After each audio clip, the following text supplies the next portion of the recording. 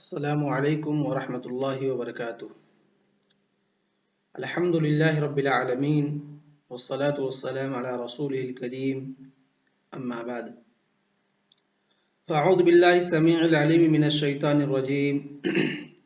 وأذن فی الناس بالحج یأتوک رجالا وعلی کل ضامر یأتین من کل فج عمیق لیشہدوا منافع لهم وَيَذْكُرُ اسْمَ اللَّهِ فِي أَيَّامٍ مَّعْلُومَاتٍ عَلَىٰ مَا رَزَقَهُم مِّن بَهِيمَةِ الْأَنْعَامِ فَكُلُوا مِنْهَا وَأَطْعِمُوا الْبَائِسَ الْفَقِيرَ۔ اللہ رب العالمین جب حضرت ابراہیم علیہ السلام کے لیے خانہ کعبہ کی جگہ کو واضح کر دیا، جو کہ طوفان نوح کے بعد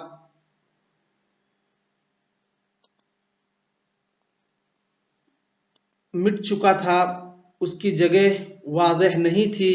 کہ خانہ کعبہ کی تعمیر اس سے پہلے کس جگہ پہ کی گئی تھی۔ اللہ رب العالمین نے دوبارہ جب اپنے گھر کی تعمیر کرانی چاہی تو اللہ رب العالمین نے اس جگہ کی پہچان، اس جگہ کی وضاحت حضرت ابراہیم علیہ السلام کے لیے کیا، اور حضرت ابراہیم علیہ السلام اپنے بیٹے حضرت اسماعیل علیہ السلام کے ساتھ مل کر کے اللہ رب العالمین کے گھر کی تعمیر اثر نو کرتے ہیں۔ اور جب گھر اللہ رب العالمین کا بن کے تیار ہو جاتا ہے، مکمل ہو جاتا ہے، پھر اللہ رب العالمین حضرت ابراہیم علیہ السلام کو حکم دیتا ہے کہ اس گھر کو آپ شرک و بدعات، خرافات، معاصی اور تمام طرح کی برائیوں سے پاک رکھیں، اور میرے اس گھر کو صرف اور صرف ان لوگوں کے لیے جو اس گھر کا قصد کرتے ہیں اللہ رب العالمین کی عبادت کے لیے، اور جو اس گھر کی طرف آتے ہیں ان کا مقصد ہوتا ہے صرف اور صرف اللہ رب العالمین کی عبادت۔ اس کے بعد اللہ رب العالمین نے کہا کہ اے ابراہیم علیہ السلام، اب یہ گھر بن کے تیار ہو چکا ہے، آپ لوگوں میں اعلان کر دیں کہ لوگ اس گھر کا قصد کریں، اس گھر کی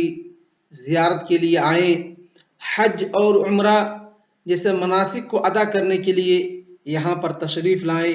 پھر اللہ رب العالمین نے کہا وَأَذِّن فِي النَّاسِ بِالْحَجِّ، کہ اے ابراہیم علیہ السلام آپ لوگوں میں یہ بات اعلان کر دیں، بالحج، کس چیز کا؟ حج کا، کہ اللہ رب العالمین کا گھر بن کر تیار ہو چکا ہے، اور وہ لوگ جن کے اوپر حج واجب ہوتی ہے، جو حج کرنا چاہتے ہیں، اللہ رب العالمین کے گھر کی اب زیارت کریں اور قصد کریں۔ اور اللہ رب العالمین نے کہا کہ ابراہیم، جب آپ اس بات کا حج کا اعلان کریں گے، لوگوں کو حج کی خبر دیں گے، یأتوک رجالا، تو لوگ آپ کے پاس آئیں گے، یعنی جہاں پر آپ فی الحال ہیں خانہ کعبہ کے اندر، مکہ شہر کے اندر، لوگ اس گھر کا قصد کریں گے، یأتوک رجالا، رجالا کس سے ہے؟ رجل سے ہے، یعنی پیادہ، پیدل چل کر کے، اپنے پیروں پہ چل کر کے، بہت سارے لوگ اپنے پیروں پہ چل کر کے آئیں گے، وعلی کل ضامر، اور اسی طریقے سے بہت سارے لوگ کیا ہوں گے؟ سوار ہو کر کے آئیں گے، اور وہ کس پر سوار ہوں گے؟ ضامر بولتے ہیں اونٹنی کو، علی کل ضامر من الابل، یعنی ایسی اونٹنی جو دور دراز کا سفر طے کر کے آ رہی ہو، اور دور دراز کا سفر طے کرنے کی وجہ سے وہ حزیر ہو گئی ہو، وہ لاگر ہو گئی ہو، تو علی کل ضامر، ایسی اونٹنی دبلی پتلی جو کمزور اس وجہ سے ہو گئی ہو کہ اس نے بہت لمبی مسافت طے کی ہے۔ تو یہی قرآن پر کہا گیا ہے یأتوک رجالا، کہ بعض لوگ پیدل آئیں گے، پیادہ آئیں گے، اپنے پیروں پہ چل کر کے آئیں گے، اور بعض لوگ سوار ہو کر کے آئیں گے، اور اونٹنیوں پر سوار ہو کر کے آئیں گے، کیونکہ اس وقت جو چیزیں سفر کے لیے، سواری کے لیے استعمال کی جاتی تھی یہی اونٹ اور گھوڑے تھے۔ تو وہیں پر اللہ رب العالمین نے کہا وعلی کل ضامر، اور ایسی اونٹنیوں پر آئیں گے جو اونٹنیاں دور دراز کا سفر طے کرنے کی وجہ سے حزیر، لاگر اور دبلی پتلی ہو چکی ہیں، یأتین من کل فج عمیق، اور اسی طریقے سے لوگ آپ کے پاس آئیں گے ہر دور دراز علاقے سے، اور یہی حضرت ابراہیم علیہ السلام کی وہ آواز تھی، وہ صدا تھی جس کا اثر آج تک اور کل قیامت تک باقی رہے گا، جب تک خانہ کعبہ باقی رہے گا، کہ لوگ اس کا قصد کرتے رہیں گے اور اس کی طرف دور دراز سے، پوری دنیا سے، چاہے جو نزدیک کے لوگ ہوں پیدل یا دور دراز کے لوگ ہوں وہ سوار ہو کر کے، چاہے وہ ہوائی جہاز ہو، چاہے وہ فور ویلر ہو یا کسی بھی قسم کی سواری ہو، لوگ اس گھر کا قصد کرتے رہیں گے۔ اور یہ وہی برکت ہے حضرت ابراہیم علیہ السلام کی آواز کی اور ان کے صدا کی، جو ابھی تک جاری ہے اور ساری ہے اور انشاءاللہ جاری و ساری رہے گی۔ فجن عمیق، دور دراز، فج راستے کو بولتے ہیں، عمیق یعنی بعید، ایسا راستہ جو بہت دور دراز، یعنی دنیا کے دور دراز علاقے سے لوگ سفر کر کے اس خانہ کعبہ کی طرف آئیں گے، اور جس کا ہم آپ لوگ عینی مشاہدہ کرتے ہیں کہ پوری دنیا سے، کوئی مشرق سے، کوئی خانہ کعبہ کے مغرب سے، کوئی خانہ کعبہ کے شمال سے، کوئی خانہ کعبہ کے جنوب سے، یعنی ہر طرف سے لوگ اس گھر کا قصد کرتے ہیں اور حج کرنے کے لیے، عمرہ کرنے کے لیے وہاں پر تشریف لاتے ہیں۔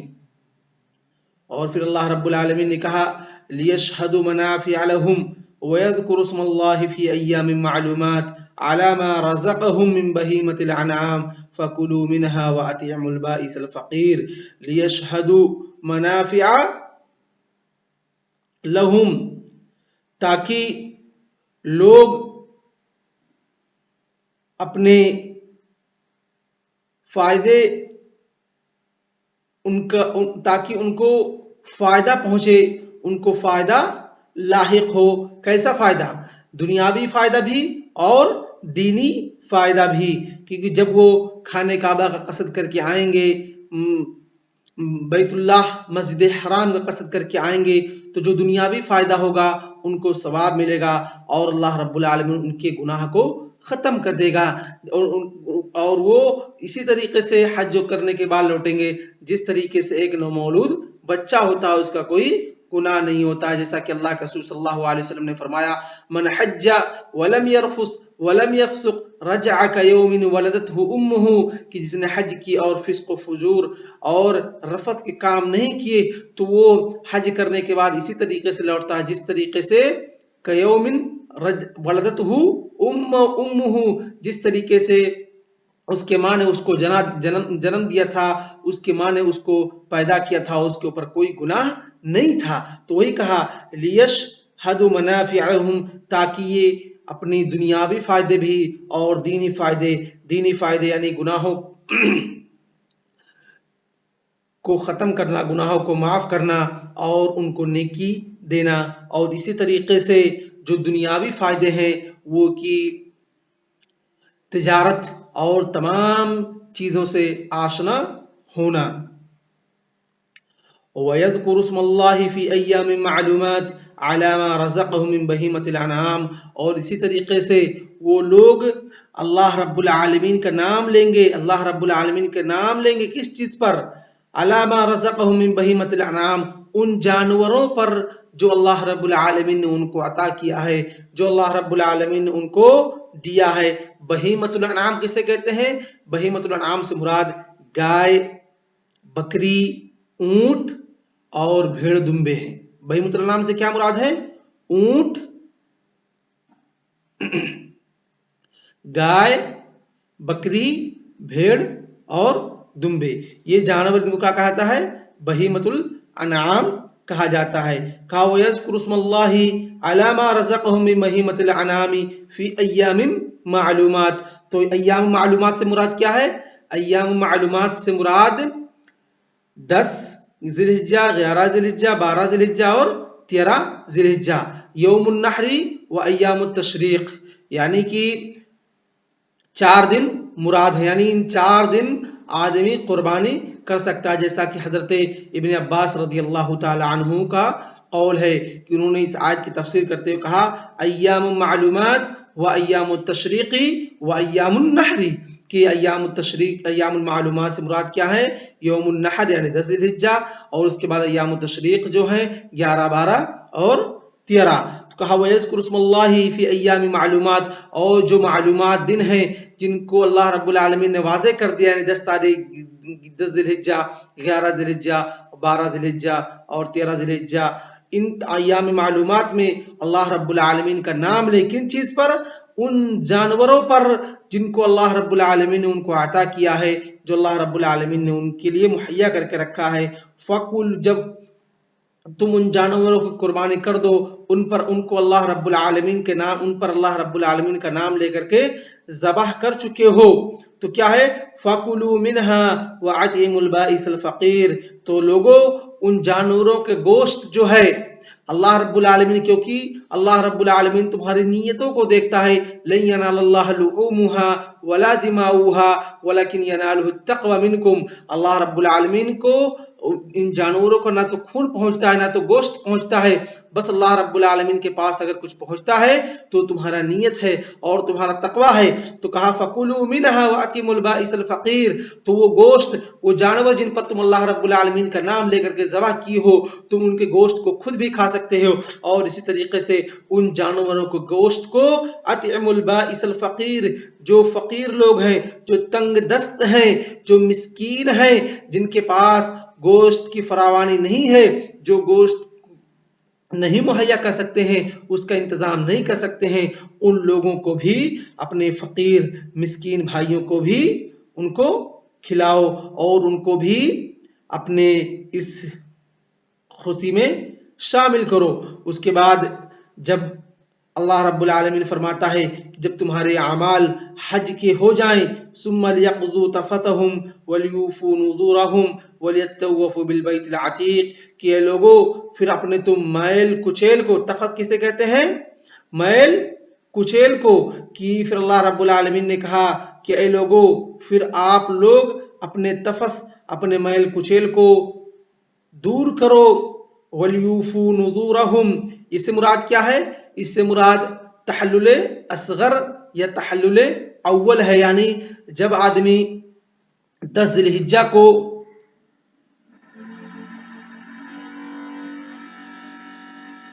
مزدلفہ سے نکلتا ہے اور جب مینا کی طرف آتا ہے اور جمرہ عقبہ کو کنکری 7 کنکری مار دیتا ہے، اس کے بعد وہ قربانی کرے، تو اس کے بعد اس کے لیے تمام چیزیں حلال ہو جاتی ہیں، سلا ہوا کپڑا پہننا جو اس سے پہلے اس کے اوپر حرام تھی، ناخن کاٹنا جو اس سے پہلے اس کے اوپر حرام تھے، بال کاٹنا، خوشبو لگانا، یہ تمام چیزیں جو اس سے پہلے احرام کی حالت میں اس کے اوپر حرام تھے اور احرام پہنا، یہ تمام چیزیں اس کے اوپر کیا ہو گئی ہیں؟ حلال ہو چکی ہیں۔ وہ تحلل اول یا تحلل اصغر کر چکا ہے، تو وہ اب نہا دھل کر کے سلے ہوئے کپڑے پہن سکتا ہے، خوشبو استعمال کر سکتا ہے، لیکن ایک چیز نہیں کر سکتا، نہیں بیوی سے ہم بستری، بیوی سے ملاقات یا جماع نہیں کر سکتا۔